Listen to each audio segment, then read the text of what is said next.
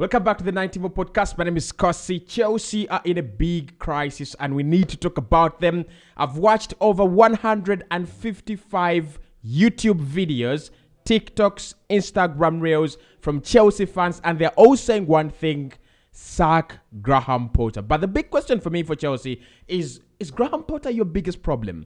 Or is Todd Ball or Bole, the guy that came in, made himself director of football, made himself the transfer expert, the transfer guru at a club as big as Chelsea, a guy who knows nothing about football, instead of hiring the right people to do the job for him, he's gone, I want to sign whoever I want to sign whoever Twitter says is trending. So is Toddy Body the problem? Is Graham Potter the problem?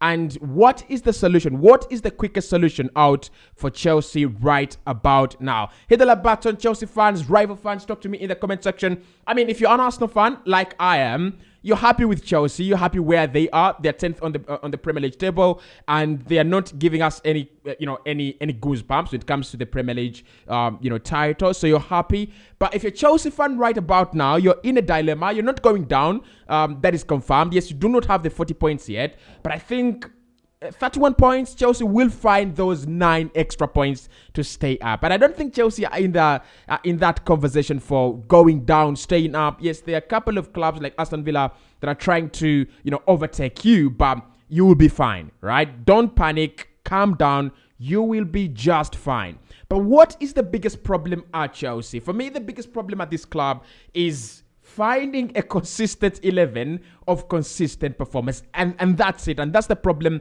at Chelsea. Look, when Graham Potter came in, Thomas Tuchel had been given a wonderful, big, huge transfer window in the summer. And, he was given no time to react. He wasn't given time to, initiate, integrate his players into the system. And then he was sacked. So Graham Potter comes in. He's looking at new signings. He's looking at old players at the club, and he has no clue where to start. And I think you've got to give him a lot of respect, a lot of credit, because when he came in, he forced some football. He forced some action out of these Chelsea players, especially the players that had just been signed. Raheem Sterling, I think he was doing quite very well for them. Of course, Pierre-Emerick Aubameyang was never going to work out. I don't know why Thomas Tuchel signed him, but that was a bad signing. Letting go of Romelu Lukaku and signing Pierre-Emerick Aubameyang, that is the worst decision any sporting director, manager, or transfer scout could ever do. And I don't understand really why they did that, right? But Graham Potter comes into this system. It has new players. It has old players. He's got to make peace, right? They have a few players that deserve to start, and they're new. Like Kalidou Koulibaly was a new signing. You're looking about, Wesley Fofana, new signing. And all these players have to be integrated into the starting 11.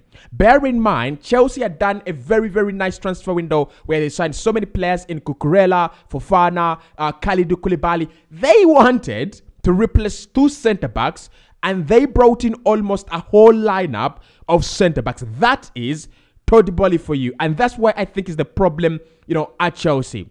So, look, Potter comes in, he has to integrate all these players into the team, into the squad, and it's like, do I play a back 5? Do I even play back 4? What do I do with all this attacking talent and all this, defensive talent there is at the team? Now, of course, you have the likes of Raheem Sterling as well that were brought in, and they were seen as the start of the Todd Bowley era, the first signing ever made by the American. So I think Potter gets confused, and that is where you've got to, for me, you've got to blame Toddy Bowley. If you're going to hire Graham Potter, you don't back Thomas Tuchel with all those signings, because the Graham Potter I know and the man he does. I don't think Graham Potter signed Joao Felix on Wednesday and signed Mikhailo Modric on Friday and signed Noni Madueke on Saturday. That is not Graham Potter. That is not Graham Potter. And that's why I think the Chelsea problem is far away from the manager. Do I think Graham Potter needs to be sacked? No. I think he should resign. It's either way. He must be gone from this Chelsea nonsense, because it's going to kill his career. It's actually going to put a very bad mark, on his CV. He's got to resign from this Chelsea job, right? It is not, he knows, and the whole footballing world knows, he's not the problem. The problem is Chelsea. The problem is the structure of this team. The problem is they want to get quick results. They want to emulate the era of Roman Abramovich within a very short period of time. It's never going to happen, right? No matter how much money you throw at it, no matter the amounts of money you invest, it's never going to work. Man United have done that. They brought in the likes of Mourinho, backed them with Paul Pogba, Romelu Lukaku. Under Herrera, it didn't work. Okay, you've got to take it slow. You've got to build, the systems, the structures, and everything. So my problem with Potter is he's looking at this nonsense happening at Chelsea, and he's not even taken a decision to stand down. You've got to stand. You've got to step your career. Look. If he steps down, if he talks to this Chelsea, management board and everything, and he steps down, tells them, I'm going to quit peacefully, right? You suck me, but I quit peacefully. I show the whole world that I've walked away. You pay me my 15 million, pay off my contract. I walk away, you find a better guy. I've seen, Chelsea fans, the likes of Laurie, the likes of, George Benson. They want a winner. They want Zinedine Zidane. They want the likes of Unai Emery. They want the likes of I think Diego Simeone, Pochettino, and all those guys, right? Chelsea are not a team to build processes, and that's where Tony Ball is getting it wrong. Chelsea is not used to building processes. Chelsea is not a team for building structures. It's not about that, right? And I think where Tony Bolle has completely shot himself in the foot, he's gone, I want to build a nice project around Chelsea. But then the strategy he has used is the Roman Abramovich, strategy. Bring in Joao Felix for a ridiculous transfer price. Bring in Noni Madueke, whether he's going to play or not. Bring in Raheem Sterling. Bring in Mikhail Modric. He's brought in 11 players. Now Chelsea have, and this is quite atrocious, they have over 22 players in the top 3 positions. Left wing, right wing, and 9. They have over 22 players. Those are 2 good teams.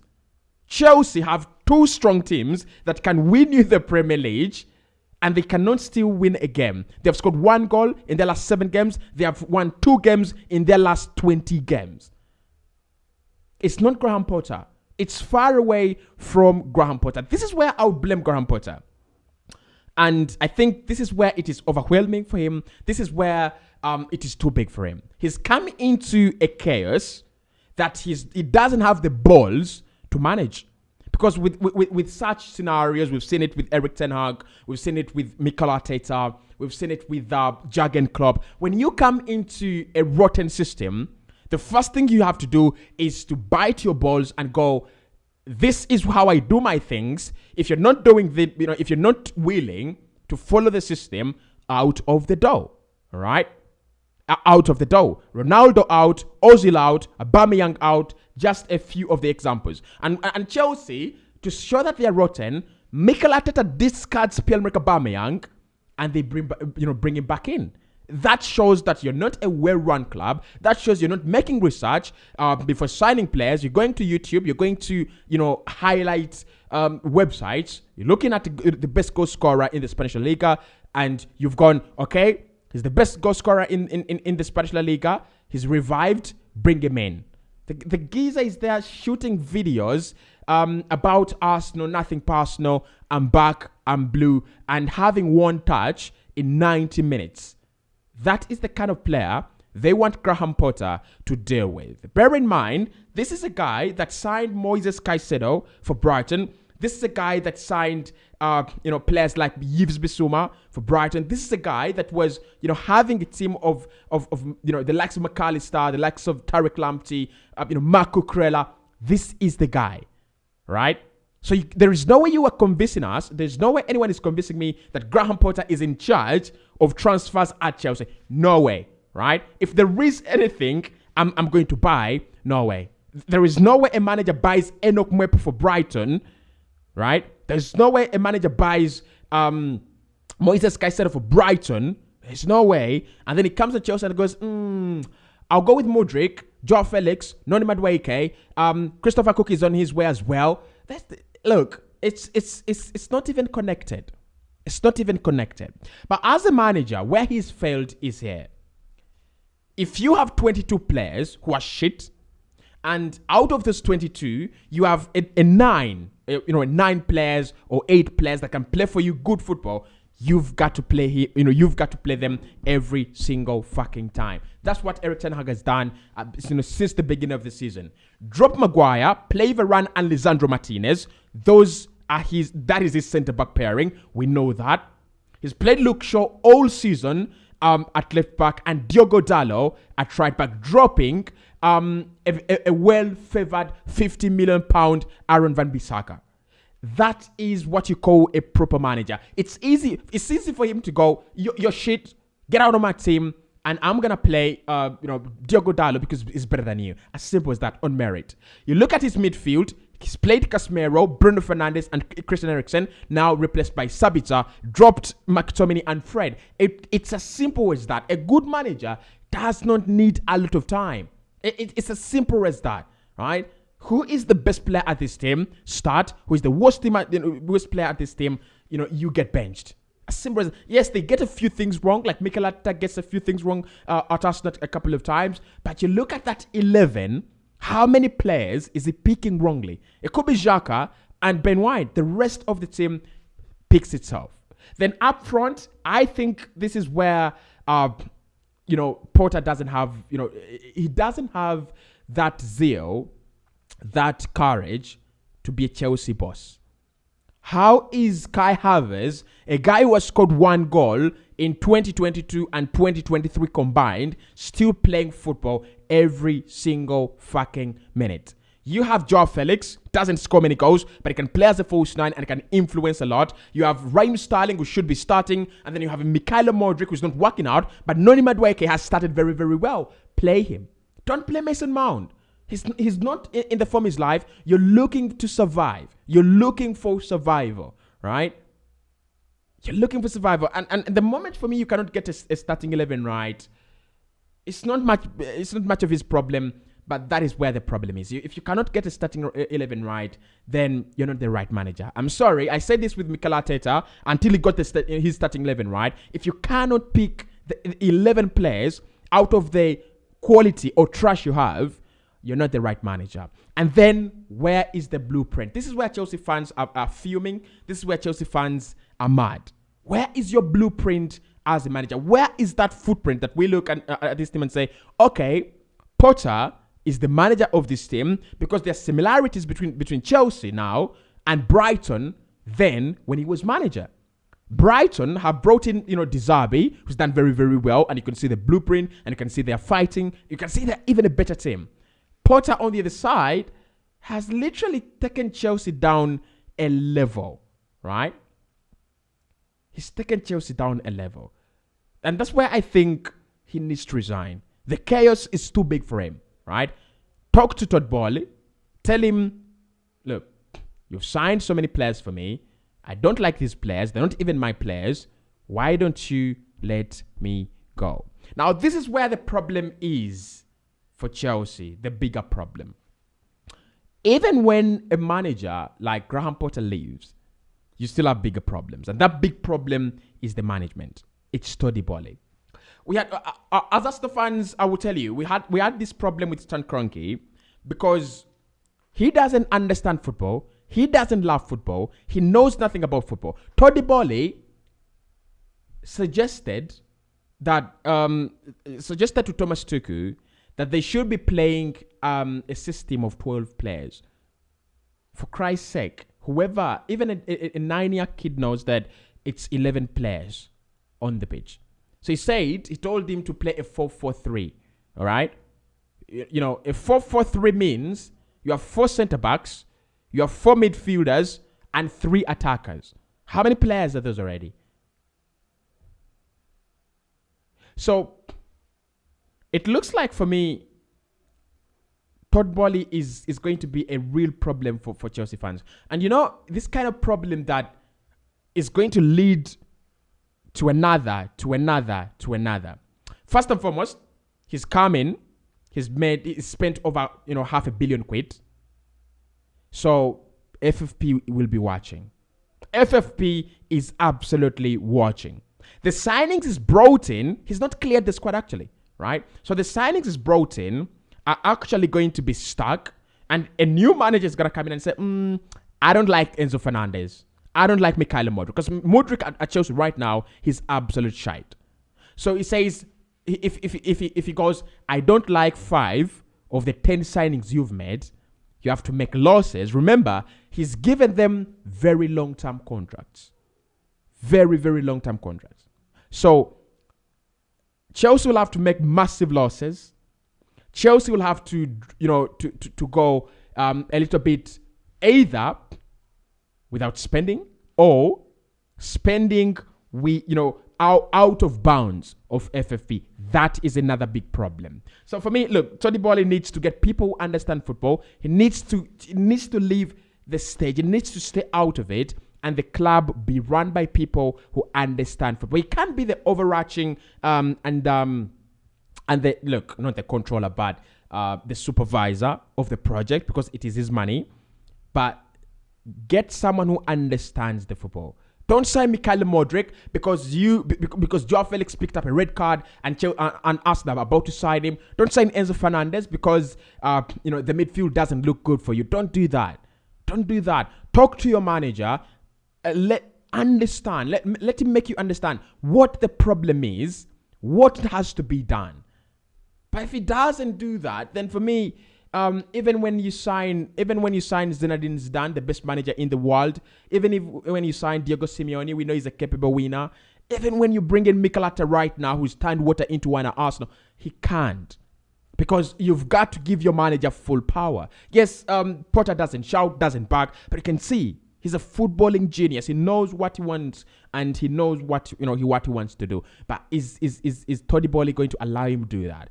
In my opinion, no. And that is where the huge problem for Chelsea is.